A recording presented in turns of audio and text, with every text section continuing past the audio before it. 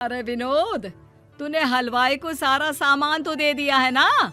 अक्षय की शादी में कोई कमी नहीं रहनी चाहिए। आखिर सबसे छोटा भाई है तुम सबका। हाँ माँ, आप चिंता मत करो, मैं पूरा ध्यान रखूंगा। मंगल बेटा, तूने तो कहा था कि फूल का ऑर्डर दे दिया है, यहाँ तो फूल पहुँचे ही नहीं। अब क्या बहू की विदाई के बाद फूल आएंगे? माँ, मैंने अभी बात की है फूल वाले से, वो रास्ते में ही है। आप किशोर भैया से क्यों नहीं कहती कुछ करने को? किशोर पहले ही मेरे बताए काम कर रहा है। पास के सभी रिश्तेदारों और मोहल्ले वालों को कार्ड वही तो देकर आया था। रिसेप्शन के लिए हॉल भी उसी ने बुक किया था। टेंट कुर्सी वालों को भी तो वही देख रहा है। पर कई मोहल्ले वाले तो हमारे भरे पूरे परिवार से जलते भी हैं। उन्हें बुलाने की क्या जरूरत थी? बेटा, शादी ब्याह में तो बुलाना ही पड़ता है, नहीं तो लोग क्या कहेंगे। दादी दादी देखो ना, हलवाई अंकल हमें लड्डू नहीं दे रहे, आप इनको डांटो ना। अरे चैन सुख दे देना बच्चों को लड्डू, क्यों तंग कर रहा है इन्हें? बीबी जी, मैं कहाँ मना कर रहा हूँ, लेकिन लड्डू बनते ही ये बच्चे उठा उठा कर खा लेते हैं। अरे मैं तो इन्हें थाल में रख के परोस भी नहीं पा रहा। भागो, अब कोल्ड ड्रिंक पीने चलते हैं। भागो भागो, अब कोल्ड ड्रिंक पीने चलते हैं। जैसे कि आप देख रहे हैं, आज इस घर के सबसे छोटे बेटे अक्षय की शादी है। घर में बहुत चहल पहल है।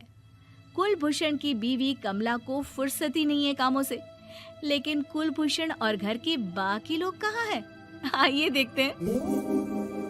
अजी, आप यहाँ आराम से बैठकर गाने सुन रहे हो और घर में अभी तक इतने काम बचे हैं करने को। अरे भाई, मेरे सबसे छोटे बेटे की शादी है, इसके बाद तो मैं अब चिंता मुक्त हो ही जाऊंगा। और फिर घर में तुम हो, बेटे बहुएं हैं, तुम लोगों के होते हुए मैं क्यों काम करूं? मैं तो शान से बेटे की शादी में जाऊंगा तैयार होकर। अरे ठीक है, अब आप आराम ही कीजिए। एक बार अभिषेक की बीवी आ जाए, फिर मैं भी आराम करूंगी और मेरी चारों बहुएं पूरे घर की जिम्मेदारियां संभाल लेगी। इतना कहकर कमला वापस अपने काम में लग जाती है। बेटा भी, तू अब तक तैयार नहीं हुआ? किससे बात कर रहा है फोन पर? तैयार कैसे हूँ? सैलून जाने से तो आपने मना किया है, क्योंकि मुझे हल्दी लग चुकी है। भाभीयों को देखो, सुबह से पार्लर में है।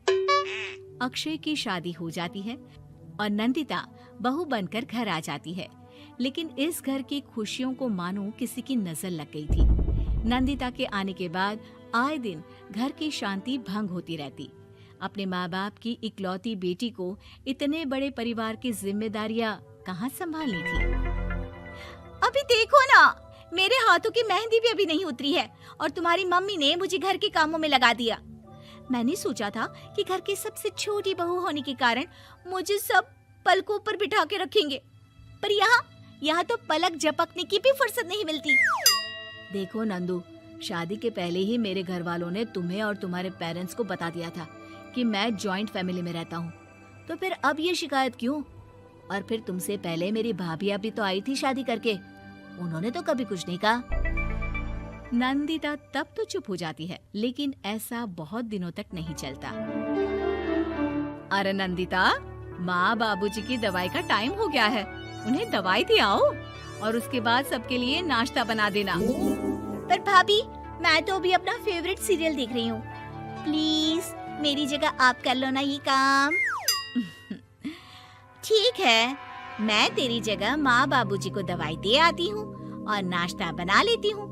तू मेरी जगह पूरे घर की डस्टिंग करके 5 बच्चों को स्कूल के लिए तैयार करके भेज देना और दोपहर का खाना बनाने के बाद कपड़े धोकर सुखा देना। उसके बाद हम दोनों मिलकर बाजार जाकर सब्जी ले आएंगे, फिर डिनर की तैयारी कर लेंगे और उसके बाद बस भाभी, मैं माँ बाबूजी को दवाई देकर सबके लिए नाश्ता बना देती हूँ। हे भगवान, ये कहाँ लाकर फंसा दिया मुझे। मेरे घर में तो गिनती की 8 रोटियां और 2 सब्जी बनती थी और नाश्ता निपट जाता था। यहाँ तो रोटियों का ढेर और सब्जियां बड़े बड़े पतीलों में बनानी पड़ती है। नाश्ता बनते बनते लंच का टाइम हो जाता है और लंच बनते बनते डिनर का। अभी मुझ में तुम्हारे पूरे परिवार का नखरा उठाने की और ताकत नहीं बची। मैं ऐसे नहीं रह सकती। अरे तो क्या चाहती हो तुम? मुझे अलग रहना है बस। तो ठीक है, हम कल ही शिफ्ट हो जाएंगे किराए के घर में। इतना बड़ा घर होते हुए हम किराए पे क्यों रहेंगे? ना जी ना, घर में ही दीवार खड़ी करो अपने हिस्से के आगे। घर के साथ साथ घर की खुशियों में भी दीवार खींच जाती है। ऐसे ही कई महीने बीत जाते हैं और नंदिता माँ बन जाती है। बच्चे के आने से अभिषेक के कंधों पर खर्चों का बोझ आ पड़ता है। अभिषेक का बोझ कम करने के लिए नंदिता भी पार्ट टाइम जॉब कर लेती है, लेकिन इससे उसके सर पर नौकरी, घर और बच्चे की जिम्मेदारी बढ़ जाती है। नंदिता, ये क्या है? तुमने घर भी ठीक से साफ नहीं किया, ना ही मेरे कपड़े धुले हैं। चिंटू के बाल भी कटवाने जाना था, देखो उसके बाल कितने बढ़ गए हैं। अरे करती क्या हो पूरा दिन तुम? मैं करती क्या हूँ? तुम्हारा नाश्ता और लंच बनाने के बाद चिंटू को डे केयर सेंटर पर छोड़ कर आती हूँ, फिर खुद ऑफिस जाती हूँ। पूरा दिन काम करके आने के बाद बिना आराम किए बाजार से सब्जियाँ लेकर आती हूँ, घर आकर खाना बनाती हूँ, चिंटू को देखती हूँ और क्या करूँ मैं? तो किसने कहा था अपने सर पर इतने काम लेने को? मत जाओ ऑफिस। ऑफिस जाए बिना घर के खर्चे कहाँ से पूरे होंगे?